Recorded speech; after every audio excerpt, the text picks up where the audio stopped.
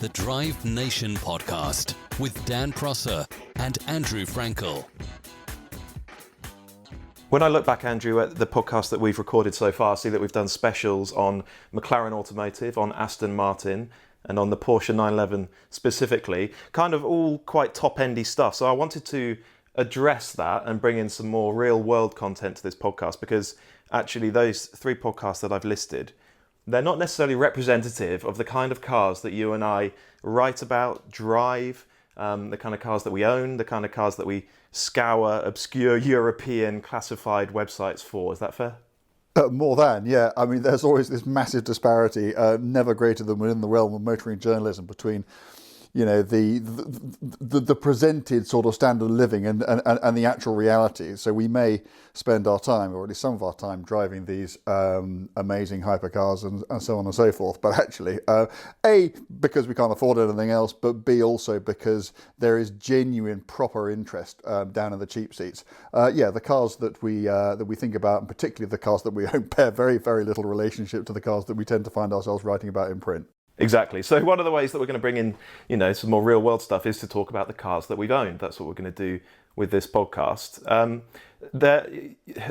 You've got a very long and colourful history. I'm not going to steal your thunder by doing this, Andrew, and I'm not going to mention the cars either, but you've sent me a list of all or most of the cars you've owned with a very brief sort of description. It's a potted history of your car ownership. And I just want to pull out a few highlights because it sets the scene for the next 50 minutes or so. Okay. Spilt a pint of cream on the back seat, making it unsellable. Next one, written off by a motorbike. Next one, destroyed an RTA when I didn't see the car in front because I was fiddling with my new graphic equalisers. Next one, written off showing to mates at Goodwood. Never completed a journey without going wrong. Written off outside my flat. Disintegrated. And sort of on and on it goes. Yeah, yes.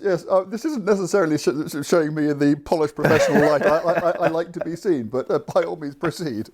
Well, I think that those are the highlights. But okay, well, I think we should start off at the beginning with your car ownership history, and we'll knock off some of the highlights, and then I'll get on to mine, which is sort of shorter and less colourful, but there are some highlights in there. Only because you're about 100 years younger than me. Yeah, well, there is that. So should we start at the beginning? At the top of my list, I've got a Fiat 126. Oh yes, the smell. That's what it was known as. All my friends, it wasn't known as a Fiat or a 126 or anything. It was just known as the smell. The smell. It was, I mean, I'd been very lucky because where we grew up was in the countryside and there was space and we actually had a couple of fields. So I actually owned a car, if you could call it that. I owned the remains of a Morris Minor, which just about functioned. And when I could afford the petrol, I would just, from a very early age, just drive round and round and round this field until eventually it died and wouldn't go again.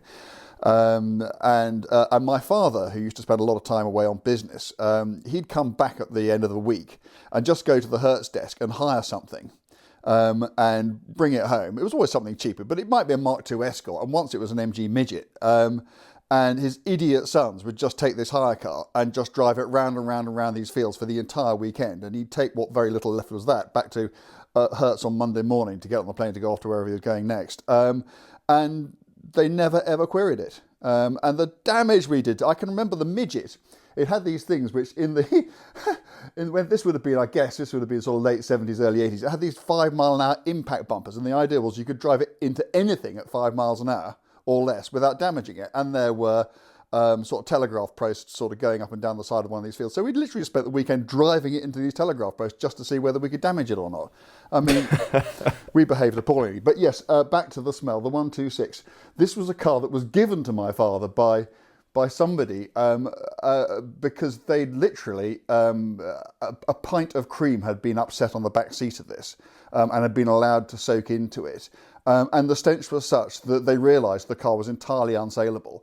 So they gave it to my father, who in turn said, if you can face the smell, you can drive this thing. And as none of my mates had cars and I had a car, my idea was that, you know, the girls would find me much more interesting than them because I was mobile. I may have miscalculated somewhat in that regard. Yeah, the reality of that? Yeah, the reality of that was that I was usually alone in the car. Talk us through how that thing smelt on a hot summer's day. Well, it's surprising actually. It had a sunroof and it had windows that wound down. And do you know what? I didn't care. I mean, it's like all those things, isn't it? Do you ever walk through duty-free shops, the perfume bits, and just wonder how anybody could work in that smell? And the answer is you just get used to it. And I did. It just ceased to matter to me anymore. I mean, and compared to being able to get about, do my thing, and drive, drive a car, I mean, who cares? Not me, certainly. What was the 126's fate? I drove it into a tractor. What was I doing? Yes, there was a tight right-hand corner, and I was taking the line, and it was quite a big tractor, and it was a low hedgerow, so you'd have thought I would have seen it, but I didn't. I think I was quite lucky actually, because the tractor was quite a large, hard, heavy thing, and the 126 was anything but those things, and and it didn't even have an engine in the front, so there was not a lot between it and my feet, but somehow I emerged from that unscathed. I imagine I got my feet out of the way quite sharpish. So the car was off to the scrappy after that, was it? I don't remember anything of it after that, so I presume so, yeah. Okay, let's clip along nice and quickly then. Your first 2CV. Oh yes, my first. Well, it wasn't my 2CV. It was actually my father's 2CV. I think he must have bought it to replace the 126. Although why he thought that was going to suffer any less undignified a fate than the 126, I can't imagine. So that was. Yeah, that was a lovely car, a 2CV6 Special. Specials are always the nicest 2CVs back then. It was a car built in France, disc brakes, so the best sort of 2CV. And it had a little bicycle speedometer, black roof, white car, beautiful thing. And I was racing, I lived in Jersey at the time, and I was racing around the island to go and meet a mate for dinner. And at the end of minor roads, they have these things called yellow lines, which are basically give-way signs. And I somewhat missed my braking point, so I slid out into the major road. Unfortunately, at the same time that a bloke on a bike was coming down that main road, and he literally just drove straight into the side of the 2CV. And I was haunted by the side of this bloke flying through the air and landing, so far as I could see, on his head. And we shouldn't joke about this stuff because, sadly, you and I both know people who have not survived things like that. And I genuinely thought that I'd killed the bloke, but I couldn't get out of the driver's side because that was all buckled, so I kicked my way out the passenger door and went over to him. And to my utter surprise, he was not only alive, but he seemed to be kind of okay. Wow. And in Jersey, they have a thing called a parish hall inquiry, which is basically like a sort of local meeting before they decide whether whatever it is you've done wrong needs to go to sort of proper big court. And they can, if it's very minor, they can deal with it there and then. And so I sort of turned up at this thing 3 or 4 days later. I was surprised to see the bloke turn up on the bike. Okay, the 2CV was written off, destroyed, gone. But the bike had been off the road for 3 days at most, which just tells you a little bit about how flimsy Citroens were back then. Well, also, if he was hoping you'd be prosecuted, he didn't really do himself any favours there. He should have arrived limping, out the back of a taxi or something. Yeah, but I mean, you, like me, underestimated the bloke. He spoke in my defence. Yeah. I thought you might say that. So he literally got there and he went, the lad made a mistake. He's never going to do it again. He's been frightened, completely witless. I think he suffered enough. And, it was an enormous miscarriage of justice because if ever there was a case of dangerous driving, that was it. And I should have been nailed for it. In fact, I got fined £5 for failing to observe a yellow line. Oh, wow. And that was it. Wow. Well, all credit to the motorcycle rider. All credit to the bloke. Yeah, absolutely. Yeah. Okay, well, that's a good opportunity then to leap forward to the present day because despite everything that you experienced back in Jersey in a 2CV, you adore those cars and you have one now. And I always have. There is something, what is that phrase? Yeah, simplicity is genius, or genius is simplicity. And if you look at that car, everything from the flat formation engine to the, not entirely un-McLaren-like interactive suspension, all independent suspension on it, the space, the lightness. I just get in those things, and on one level, it's kind of all I need a car to be. My 2CV, which is very different to the 2CV I destroyed, but I've got a very old one now, 1958 car with it's a 12 horsepower 425cc engine in it. Whoa, throbbing. It can barely get out of its own way. But I have had drives in 1,000 horsepower hypercars that I've enjoyed less than coming back from a pub in one of those. I understand. I really do. I've never driven one. What would I sort of experience? I mean, they are quite a particular thing. They're not actually, those old ones are not particularly easy cars to drive because you've got to keep them on the boil. You've got to. And the technology is half a century old, more than. Yeah, but I mean, that's all right because, the pedals are where you expect them to be. And, okay, the gear lever goes in and out rather than sort of up and down. But, it's that bit, it's not difficult. It's keeping it smooth and keeping it mobile. But it teaches you how to drive well because it teaches you to carry speed. I mean, every mile an hour is kind of, it's hard earned and preciously protected. And so, yeah, it kind of makes you think about driving. And that's one of the things I love about it. Someone posted a photo on Twitter the other day of a 2CV at dawn in the countryside. It looks like it might well be French countryside. I think it's a ripple bonnet car. It's a misty morning. There are chickens pecking around.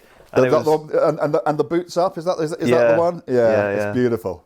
It just tells such a lovely story. You just want to be there, don't you? You just want to be there. I mean, I wish I could communicate better what is so wonderful about those things. I mean, I have a very old, not quite as old, but nearly as old Fiat 500, which is a really, really nice thing. It's a very clever car, and it's good fun to drive. But it's not the 2CV. I don't know why, what it is about 2CVs, but if there's one car I own today, which I know I'll never sell, it's that. I'm surprised. I knew you had a Fiat. I think I've seen you not driving it. I've seen you at a pub with it. But it's amazing to me that you fit. You're a tall guy. Yeah, but I'm very used to folding myself up to get to get into cars, and let's not forget, the Fiat 100 that I have today is not even a particularly distant relative of the Fiat 126 that I crashed, whatever it was, 37 years ago. So, yeah, and also these things are remarkably space efficient. They don't have these enormous seats in them. They don't have massive A, B or C pillars. Everything is small. Everything, there's not an engine in front of you, so your legs can go there. Yeah. And it's, you'd be surprised.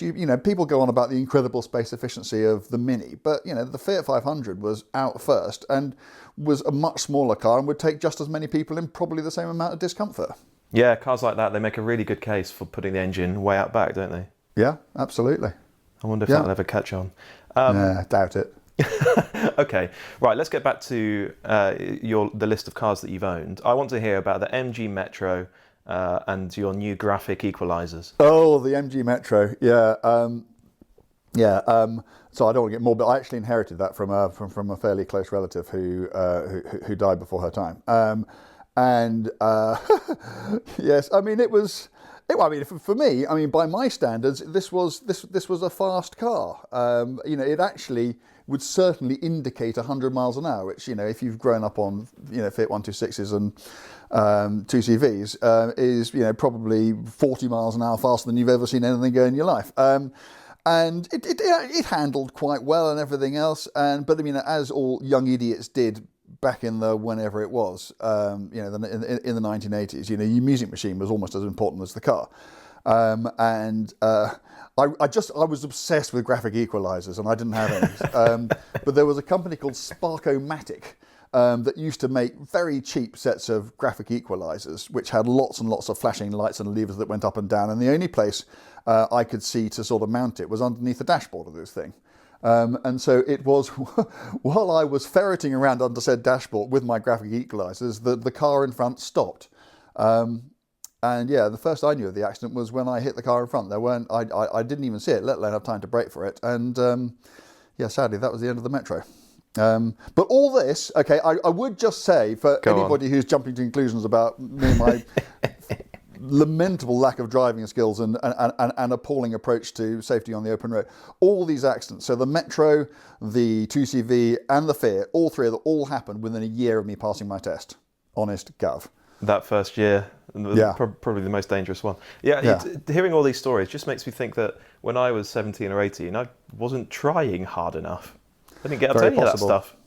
Yeah. So how old were you when you first crashed a car? Well, you're not going to tell me you haven't crashed anything. No, I have. I mean, it's debatable, really, what counts as a crash. I think we've said this before. If you can drive away from it, I'm not sure it really is a crash. And even if you have to be towed out by a farmer's Defender 90, if you can drive away from that, I don't think that counts. I've had only one that really destroyed the car, and it wasn't actually my fault. So, touch wood. Yeah, I don't have any tales like that to tell. No. Well, good. I mean, they're great fun in the telling, but then they're not much fun in the experiencing. So I'd keep it like that. Yeah, I'll do my best. Okay, well, I remember a few months ago on Drive Nation, at @DriveNation_ on Instagram, go and check it out. You wrote a very sort of insightful post about the car that you learnt to drive in. Yeah. Not the one that you passed your test in or that you did your lessons with your instructor, but the one that you really learned to drive in. And that for you was a 205 GTI. Yeah, it was. So this would have been 1985, so I would have been 20. And because I was too thick and lazy to get any A-level grades worthy of the mention, I never got to go to anything as posh as a university. So I just went out and got a job. And the only job that I thought I could do and was able to get was in the city. And I had a few city jobs and I was useless and got fired from all of them. But for a little bit, I had a tiny bit of money. And so I went and spent, I think it was £6,495 on a brand new 205 GTI, which you won't remember because you weren't even alive. But then it was absolutely the thing because it had always. You must have been the proudest man on earth. Oh well, I mean, you can imagine. I was. Oh God, I mean, I shudder to think how young I was. I was 19 or 20, I guess. And yeah, I had a brand new 205 GTI, and up until that time, it had been all about the Golf, hadn't it? I mean, the Golf was the thing, and then things like. What came along? I mean, there was the Astra, wasn't there? And there was that Hot 130 TC Fiat and that sort of thing. But the 205 came along and it just rewrote everything. And so I went and got one of these things. And I drove it about the place and I thought it was all rather good fun. And then I think my oldest brother told me about a track day going on at this place called Goodwood, which was then pretty much a derelict site. Former racetrack, but nothing had raced there for 20 years.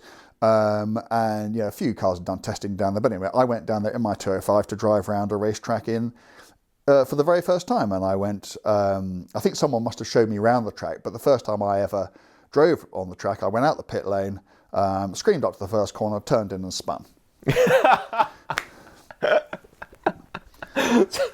Oh, if only we had GoPros and camera phones back then. And I just didn't understand it. One moment I was going around the corner, the next moment I was seeing my tyre tracks. I was facing the way I can, and it was unintelligible to me. I didn't, I thought something must have broken on the car, so or maybe I'd hit some oil or something. So I tried it again in another corner and spun again.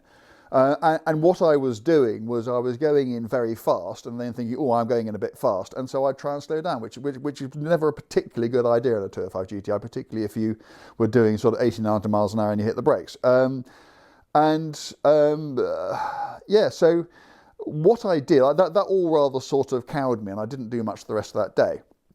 But then I can remember talking to my brother who was racing Alphas and that sort of thing at the time and doing quite well.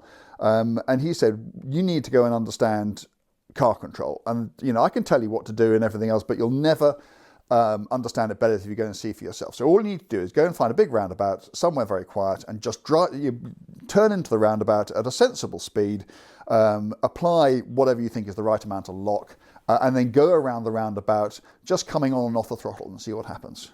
So I thought, all right. And there was, there still is, a big roundabout underneath the Westway. In London, and I went up there at 2 a.m, and there was nothing around, and that's where I learned how to drive, and that's where I learnt about controlling a car on the throttle. And what I didn't realise, you didn't have to be on the limit or anything. You could just drive this car around, constant steering, constant throttle, and then if you accelerated a bit, it would peel away from the apex, and if you lifted off a bit, it would bite back in. And this was just like a complete revelation to me. And yeah, I mean, that I've always thought of that. Before that, I had operated cars, but yes. In that car at that roundabout is where I learned how to drive. Yeah, it's such a distinction, isn't it? Yeah, completely. Well, Goodwood in your sort of potted car history is a bit of a running theme because we come on to the Caterham 7 Super Sprint. Yes. Okay. So So once I'd. I sort of forget the chronology. I have to try to work out which cars came when, but I think that once I'd worked out how to control a little hatchback going around a roundabout, I clearly concluded that I was a world-class driver. Yeah, exactly. So I could go and get myself a proper sports car.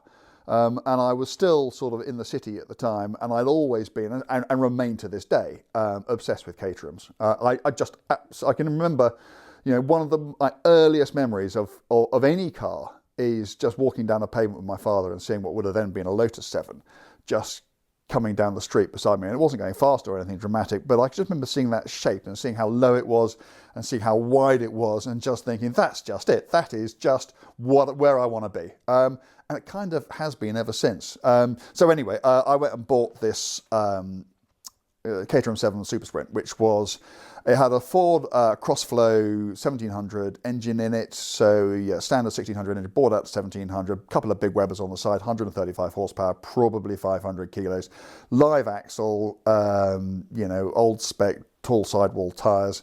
And I went back to Goodwood for another track day. But obviously, knowing all I knew at that stage, then I was going to be a complete driving legend. And I so confident was I brought all my mates with me, and they were standing in the pits looking down at the chicane when I decided to show them how to drive a car.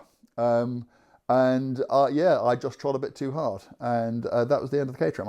I went backwards into the earth bank on the outside of the chicane, so hard it had a little roll cage that when my head went back it split the helmet I was wearing.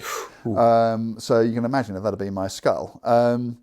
Very sad. I love that car. But I'm not actually sure if it was written off. What I was sure was that I couldn't afford to repair it, and so I sold the wreck back to Caterham. It may be out there somewhere. Oh wow. The B858NPH, I think. I've never looked it up. I should do. I suspect it's not, because I suspect they threw it away. But yeah. That's job one after we finish recording this podcast then. Exactly. Just as a brief aside, can you kind of paint a picture of what Goodwood was like at that time? Because clearly racing had long since stopped. Contemporary racing had long since stopped there, and historic racing was a long way off starting again. So I think you said it was a kind of tumble down, scruffy old circuit. It was exactly. You put it very well. It was a tumble down, scruffy old circuit. And this is where I admire what the Duke of Richmond and his team have done. You go to the facility today, where such an enormous amount of money has been spent over time, and it's such a hallowed place now. But you know what? You get on the track and you drive around it, and it's the same thing that I drove around in the mid-'80s, and it's the same thing that people drove around in the 40s, 50s and 60s. In the only regard, frankly, that actually matters, which is as a thing to drive around, as a challenge to a driver, it is now what it's always been. And I think that, how many other circuits can say that? It's so special, isn't it? Approximately none, really. It is so special. You're absolutely right. Okay, right, back to the car history then. I think this was another City Boy purchase of yours. Oh, God. The Lotus Esprit S3? The S3. See, I don't know why, but I have such fond memories of these cars. And, the S3 in particular was an unmitigated disaster. I think nothing heals quite like time. No, well, I bought it from a bloke called Barry. Of course. In the Fulham Road. And I'm not going to go into numbers now because however many decades later, I'm still genuinely ashamed of this. But I spent a huge amount of money I didn't have on it. And I guess I was just some young idiot who, I'd love to say it was because I was so into the purity of the driving experience. But the fact is, I just wanted to show off to girls. And I bought this thing.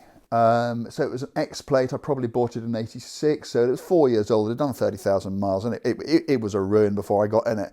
I think I said in my notes to you that it never completed a journey without going wrong. Now, I don't know that's strictly true. It might have gone to the shops and got back without going, but it certainly never completed a journey of any note, let's say of more than 20 miles.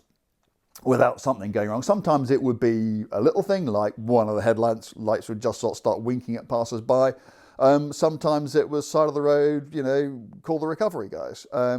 And it never ever failed to let me down. And I just loved it. I just absolutely loved that car. And years and years and years later, I drove another. And sometimes when you go and drive cars from your youth, you get in them and you just think, what on earth was I fussed about? What a pile of whatever this is.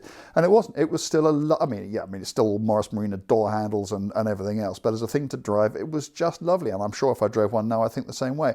They were the most exquisitely balanced cars, and yeah, I loved it. And What was the engine in yours? It was a 160 horsepower, 2.2 non-turbo, just the sort of standard Lotus twin cam straight four of that era.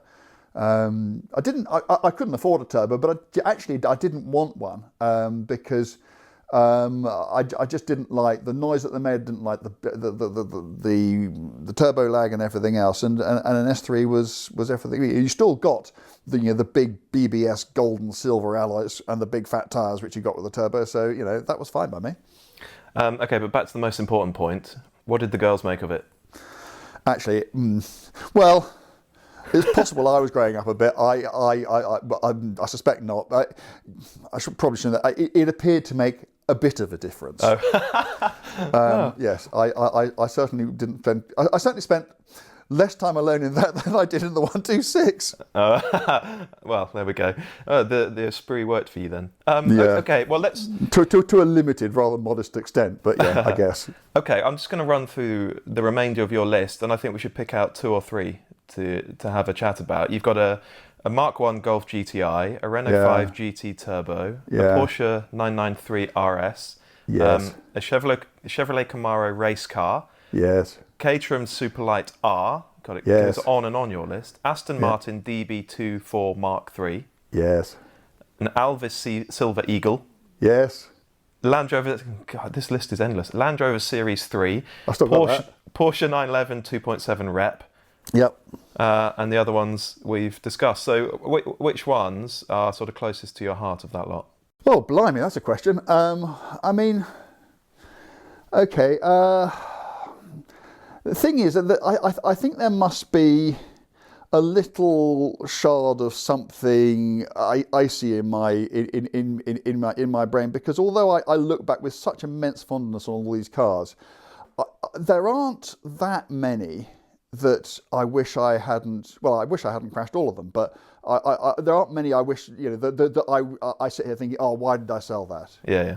I mean, the 993 RS for one, that was a great car, but because of the way you and I earn our livings, you don't get time to drive those sorts of cars, which is why, well, finance being one, but practicality being the reason that I just own cheap old sheds now is because, you can just jump in them and take them to the pub. You don't sort of think, oh God, what's the point of having this car? Because if you don't do more than 150 miles on it. I've completely forgotten the car wasn't on the list. I had a 968 Club Sport until quite recently. Oh, of course. And I sold that for exactly, I sold that for that reason.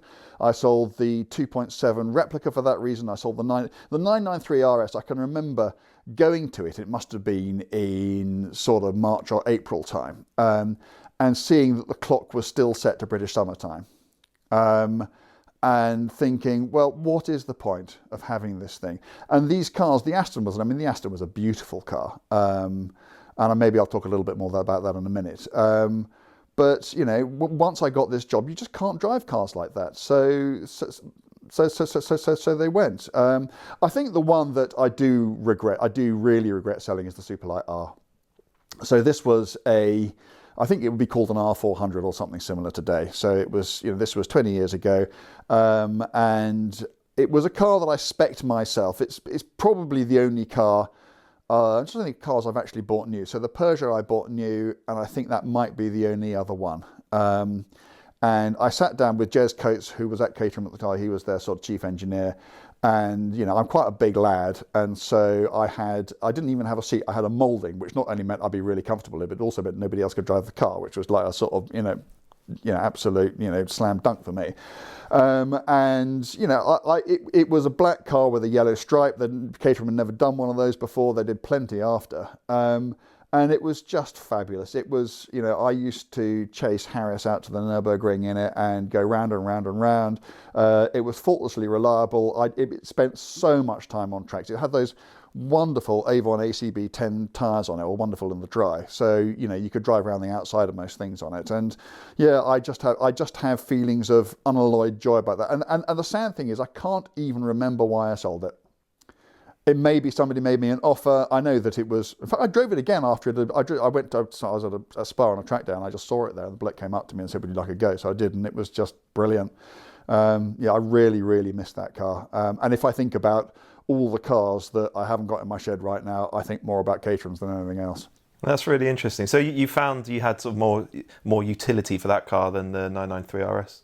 Yeah, because the 993 RS, actually I sold that to finance racing. So I sold the 993 because my brother and I wanted to go historic racing, and we wanted to buy something that was really powerful and rear-wheel drive, for which the bits were cheap. And back then, probably still today, that all added up to a Camaro. But I couldn't afford that and have the 993, so I sold that. But I wasn't using it. But I did use the Caterham because I don't know. I mean, the Caterham was just great. Whatever you did with it, I mean, it had proper weather equipment in it, and you didn't sort of feel that you had to drive it. The 993, you felt you kind of had to drive it across Europe, or at least to the north of England, before you could justify getting it out of the shed. Whereas the Caterham was just one of those cars. That's why I want another now, because I just know I'd use it and really enjoy it. Yeah, I totally understand. I'm gonna have to stop myself going and buying one after this conversation. It's going to be a costly podcast for us both. It may be. Now, bearing in mind that we were supposed to be keeping this real world, yes. Can you tell us briefly about the Aston Martin you owned? Oh yeah. Well, actually, it was real world in that I didn't pay a lot of money for it, which is, of course, the most stupid thing anybody can do with an Aston Martin. It was, I should have seen the warning signs. I was a motoring journalist at the time. I was reasonably experienced, but I was really into the Aston Martins that they built in Feltham before they moved to Newport Pagnell to do the famous cars, the DB456 and so on. And before that, it was all DB2 based cars. And the ultimate of those cars was this thing called, it's got quite a tortuous name, called DB24 Mark III. Some people call it a DB3, at which stage people who know Aston Martin's steam start coming out of their ears, because a DB3 was something else altogether. But it was just sort of, this doesn't sound terribly sexist, a proper sort of gentleman's sports car. And it was the later Astons were all much more sort of in the grand touring vein, but this was a proper sports coupe. And hand built, even in a way that the later Newport Pagnell cars weren't. And it was just the most. I love the way that it looked. It had that wonderful W.O. Bentley designed straight six twin cam engine in it, and it was the entire plan was perfect, apart from the fact that it was just the wrong car. There was a reason it was cheap. It was shot to pieces, and it overheated and things fell off it and it started to corrode, and it's sad really, because it was a lovely, lovely thing, and it's probably, no, scratch that, is the most special car I have owned. But I can remember the relief when there was a German banker came over for some reason and bought it. And I can remember the relief I felt when he just sort of drove it away, and thinking, thank goodness for that, because it was bleeding me why I was too frightened to use it anymore, and it just needed to go somewhere else. And he actually blew it up completely on the way home. He didn't seem to mind, because he was going to give it a nut and bolt restoration, which I think it's had, and it's gone to a much better home than I was ever able to give it. That's a very cool thing to have in your back catalogue, though, a really special DB2 for Aston Martin. Yeah, no, it was good. Okay, now I think last one from your side, Andrew, I want to hear about your Series 3 Land Rover, because it's parked outside your house now, and it's also the car that you passed your driving test in 1982. Yes, it is. So you'll never get rid? No, I can't. I said earlier in this podcast that the 2CV is the car, the only car I'll never sell, but I don't really feel the Land Rover is mine. It's the one thing that is, very much. It's hardly an heirloom, but it's certainly a family car. In that, my father bought it because he had three idiot sons, all learning to drive at approximately the same time, and he just wanted the slowest, strongest thing that money could buy. And he wasn't a farmer or anything else. He didn't buy it for any of the reasons that most people buy Land Rovers. He just wanted something incredibly slow and incredibly strong, and that was it. And so. The Fiat 126 was sort of my car, but the Land Rover was the car in which I learned how to drive on the road, and I passed my test in it. And then when my father passed away 23 years ago, I had it, and I've still got it. And the thing about it is, it's not. It's not kept really as as the others, as a sort of recreational take to the pub type car. It works. I have a few sheep and it carts them around, and I need to move quite a lot of wood from place to place every so often, so it does that. When I filled it up with rubbish from fields the other day. I mean, it's just a working Land Rover. And of course, where I live, which is quite remote, every so often, the snow comes. And it's really, really interesting when that happens, because all the guys with their brand new Range Rovers, you can't, they just disappear. They don't exist. And all the people who've got Defenders and Series Land Rovers hidden away in sheds, which don't usually come out in the summer, suddenly that's all you see on the roads. And I love that. I just love that. I love, being out in the snow in the Land Rover is a great joy to me. I've got no desire to track down and own the VW Polo TDI that I passed my driving test in. 1.4 TDI? Oh, yes. Fantastic. Turbo, presumably. Absolutely. Probably felt quite quick, didn't it? It did feel, very torquey. It felt quite punchy. Oh, dear.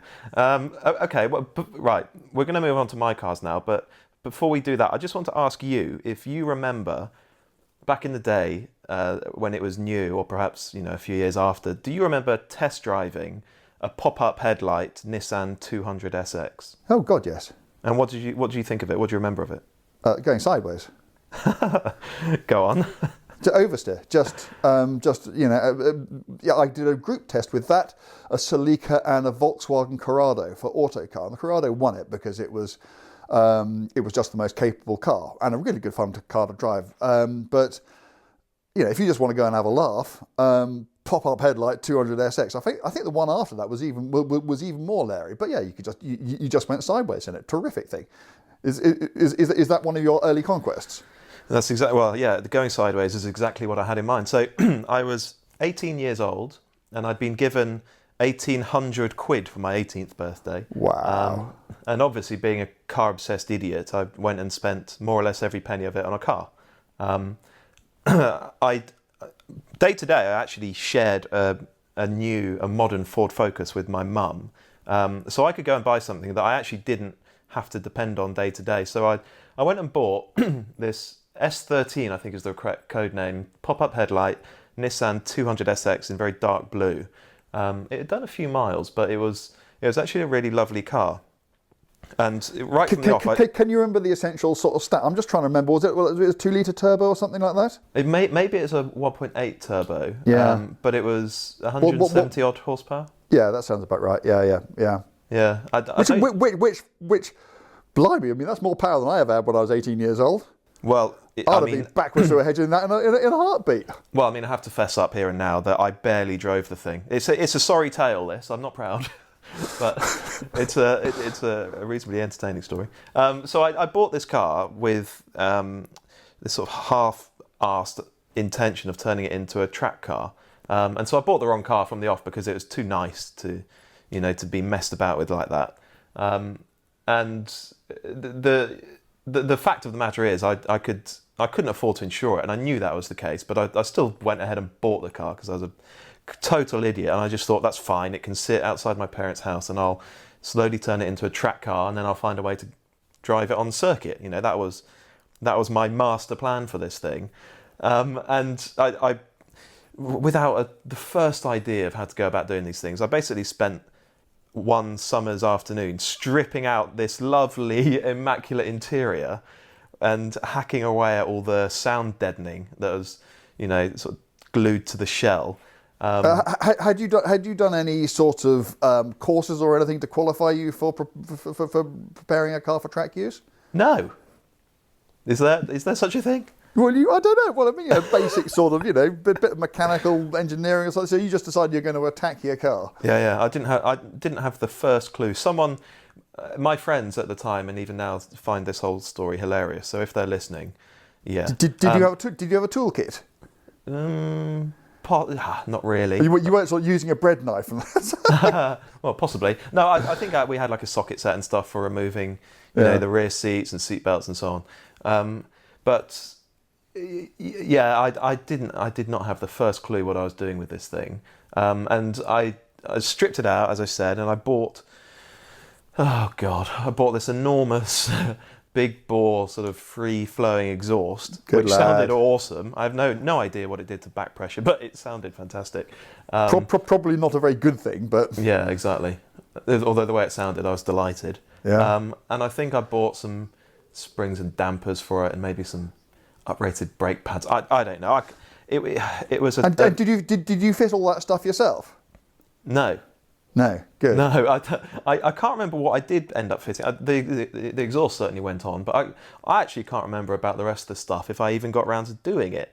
I probably only drove the car 20 miles or something in the whole time I had it. I spent 1,500 quid on it and a load of money on other stuff.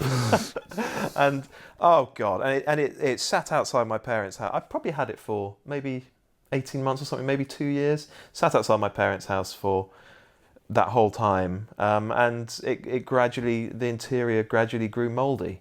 It was such a pity, and I eventually I had to just sell it. I wasn't doing anything with it. There was a few hundred quid in it, so I sold it for probably half the money I bought it for, and it was gone. Plus the amount of money that you spent on exactly. it. Presumably. Well, exactly. So it utterly hopeless. Have you ever worked out to yourself, and I suggest if you haven't, don't, but have you ever worked out what its actual cost per mile completed has been to you? No, I'm not going to. Please don't do it on the hoof now, because it'll just upset me. No, could someone please do it? Okay, 1,800 quid. I think you spent about the same again. So let's say it stands in your book $3.5 grand. Okay, and you did 20 miles in it. It wasn't. I spent 1,500 quid on the car and a few hundred quid on bits and pieces. So okay, it's not quite that much. But okay, well call it a couple of grand for 20 miles. That's 100 quid a mile. It's 100 mate. quid a mile. Oh, well, thanks. I thought we weren't going to do that. Sorry. Oh, that's a pitiful return, isn't it? Oh dear. I've probably done something almost as bad myself at some stage. Someone once described it as the kind of misguided enthusiasm that car enthusiasts should applaud, and I think that's maybe charitable, but sort of fair enough. Anyway, yeah. I feel more upset about the whole thing now than I did back at the time when I was 18 or 19, because you just can't find these things for sale anymore. No, they've all gone, haven't they? Yeah, and if you find one, it's been really sort of distastefully modified.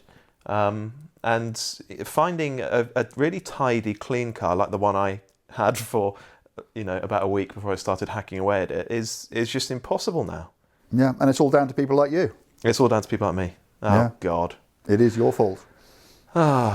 I'm surprisingly sort of morose about this whole thing. So you should be. I wasn't expecting that. Oh, God. Okay. I feel equally sad about the car that I owned after that was gifted to me by my granddad, which is a very, very sweet thing for him to have done, although it was a Vauxhall Vectra automatic. Oh my God! And you're owning up to that on this podcast. I knew you're brave, Dan, but that's a new level. Oh God, I didn't keep it that long. That was a sorry car. Can you think of? Do you remember when Clarkson reviewed the Vectra on Top Gear? Yeah. And he did an entire review, and no, he did the entire review. I don't think he actually. Literally, he didn't say a word. It was a silent review. Oh. Can you think of? I was about to ask you if you had any memories. I mean, is there anything about it which was remotely memorable? The most memorable part about the whole ownership experience was when I went to collect it from my granddad, and he was talking me through all the controls. This is how you indicate right. This is how you indicate left. Yes, Granddad, I've got that. And he went down to the automatic gear selector, and he said, you got park, reverse, neutral, drive, and this button with S, which I knew was for snow. If it's snow, you'd press that button and it would hopefully allow you to get rolling. And he said, this is S for if you want a speedy getaway. Launch control for an automatic Vectra. So that was brilliant. I remember that bit quite fondly, but yes. The car was hopeless, and so to my eternal shame, I've had my name on the V5C of a Vauxhall Vectra, which makes me. I wouldn't be owning up to that. No. Okay, so after that, I had an E36 BMW 318 IS, which I liked, but the car was a total dog. I bought badly. which is a bit of a running theme actually. Yeah. And I had a lot of fun. Good car in theory, though. Yeah, I had a lot of fun in that car. It was a BMW, so it was rear-wheel drive. I think not the first one I had because I had the 200SX, of course, but the first rear-drive car that I used regularly. And I learnt a lot in that car. I enjoyed driving it in the rain and just feeling the car move around a little bit. Nice engine too in those as well. Well, not the one I had because I had to swap it. The engine blew, so I had to put a new one in, and that was nice. But the car was sadly just a bit of a pup. But I had a lot of fun in it. After that, I had a Mini Cooper S, a very early R56, so one of the first of the turbocharged ones. Yeah. Which was a nice car. I had a great time charging around in that thing, and I had it for probably a year and a half. So what sort of year would that have been? When it was built? It's a 2007 car. Yeah. VU07 NMK. There you go. It's weird how we remember these things, isn't it? Yeah, they're good cars, those. And then from there, I've owned a couple of other bits and pieces, nothing worth really discussing. But from there, we kind of get to the car I have now, the Alpine A110, that's kind of worth talking about for a few minutes. Andrew, you did the media launch for the A110 down in France somewhere, wasn't it? I actually didn't do that launch, but can you sort of set the scene? It was on a weird circuit that I've never heard of before. Yeah, I still can't remember its name. It was... obviously there'd been a lot of hype about it. Then we'd known about the existence of the car it was probably 5 years because it surfaced originally, as you will remember, as a sort of JV with Caterham, and then it went its separate ways and everything else. And I think I've talked about car park cars on this podcast before. If I haven't, I've done it on Drive Nation and Instagram. And what I mean by a car park car is it's a car you get in, and before you're out of the car park, you know that today is going to be a different day. There is something about, even at the first possible experience at very low speeds, it's about the way the car addresses the road, the way that it steers, the way that it feels. You just think, wow, okay, this is different. Okay, you've got my attention, and I'm not even on the public road yet.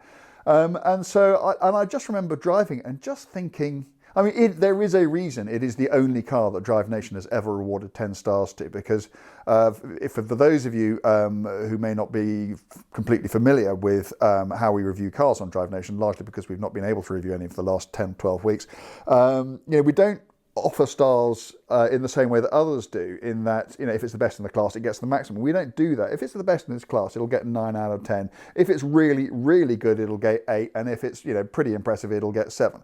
To get 10, you need to change the game. Being the best isn't good enough. And the only one that I've driven in the nearly 2 years we've been doing DN is the A110. And I drove it on this on a fantastic route through France, and then we got to this really tight, twiddly little circuit. And I can just remember having all the fun in the world. It was wet, which helped. The balance of the car, the feel of the car, it just took me back to all those things that I loved about driving cars from the get-go, regardless of how expensive they are, regardless of what the badge on the front is, regardless of how much horsepower the engine has. It's just about feel and balance and the joy of driving. And of all the cars that I've driven the last couple of years, it's the A110 that expresses those feelings best, and I'm not jealous at all that you've got one. Well, I clearly agree with everything you say there, which is why I do own one. I've got my Thunder Grey A110 Pure outside, and it's a gorgeous little thing. But I actually drove that A110 for the first time something like 12 months, maybe even 18 months before that international media launch. I was at Evo at the time, and Alpine wanted to get a small group, I think maybe only 3 or 4 journalists, to come and drive it over a period of time. So we go and drive it 18 months out from the launch, 12 months, 6 months, and get a feel for how the car is progressing. That must have been a fantastic thing to do. It was superb. So I first drove it when it was a long, long way from finished, and I was totally underwhelmed by it. Really? I think back now, and the guys at Alpine, David Tuig and the rest of the engineers, they just said, be completely honest. And I now feel guilty for how hard I went in on the car. Well, you're probably the reason it's so good now. Well, I was honest at least. We're driving in convoy on some quite narrow but really good mountain roads just outside of Barcelona, I think. And sorry to interrupt. Did you have sort of rivals with you? Did you have a Cayman with you and that sort of thing, or were you all just in A110 prototypes? It was all A110s, but the lead car was a Megane 275 Trophy R. And I said to them, frankly, guys, I would have rather been driving the Megane. And they took it on the chin. Fair play to them. They took it on the chin and wanted to hear why I said that. And the issues were, basically, we were fundamentally there to sort of think about the chassis. That's what they really, at that stage, wanted us to, talk to them about. Sure. But the engine was so flat and the gearbox sort of so hesitant that it was impossible, to overlook all that stuff. And I remember the paddle shift as well was so spongy and weird, like squeezing a liver. That's the image that came to mind. And this is my little claim to fame. I've said this so many times, but I'll say it once more. I said to the guys that I thought it was too spongy. It should be more clicky, more switch-like. And they had actually signed it off already. They thought that bit was all finished. And whether or not this is true, I don't know. But David Tuig is sort of generous enough to insist that it is true. On the back of what I said, they went back to their supplier and said, "Okay, we need to change the feel of the paddle shift and make it more clicky." There you go. And now it's the finished production car. My car's got a lovely sort of snappy paddle shift action. It does. So that's all thanks to you. Wow. I'm quite pleased with that. That's my tiny, almost insignificant contribution to that car. Yeah, so you should be. So we were basically there to have a think about the chassis, and it was clear that there was this, lovely, supple, fluid ride going on. But the steering was nowhere near finished, and it made me realise, actually, driving the car then and driving the car now, how important. It seems obvious, but they hadn't finished the steering calibration, and it just made the whole car feel numb and sort of inert and uninteresting to drive. Yeah. And just by improving the steering, they unlocked all that amazing potential in that wonderful chassis. Yeah, but it's the primary interface, isn't it, between man and machine? And it surprises me how often people don't get that. Even things like, the steering wheel itself, its size, its thickness, how squidgy the rim is. If you think about, that's basically where the feel of the car comes through. And to get that wrong just strikes me as being, people who get that wrong can't have thought very hard about what drivers really, really want, because if they had, and if they'd been drivers themselves, they just wouldn't have done it. Yeah. So, that was my first experience of the A110, and, pretty underwhelmed by it, but I suspected there was a load of potential, and most importantly, I loved what the guys were setting out to achieve with the car. I loved the whole philosophy behind it, and, ultimately, even though I didn't think much of the car then, I think I'd bought into it already. Wow. And then you did, literally? Yeah, literally bought into it. Yeah. There we go. I was just going to say, it must be. I've done development drives, but I've never seen a car through sort of various different phases. I think the only thing that the only claim to fame I have, which is rather less wonderful than yours, is I think I got the seat runners of the original XK8 extended by about a centimetre because I wasn't very comfortable in it. And they said, all right, we'll try and make it a bit longer. And that's it. But yeah, actually, when I get to do that sort of stuff, and it's the behind the scenes stuff, but you kind of appreciate just how good engineers are and just what rough raw material they get to work with. And also, I just feel sort of privileged that you can get to see all this sort of stuff. It's relentlessly fascinating to me. Yeah, peer behind the curtain. It was a really, really cool thing to do. I was very lucky.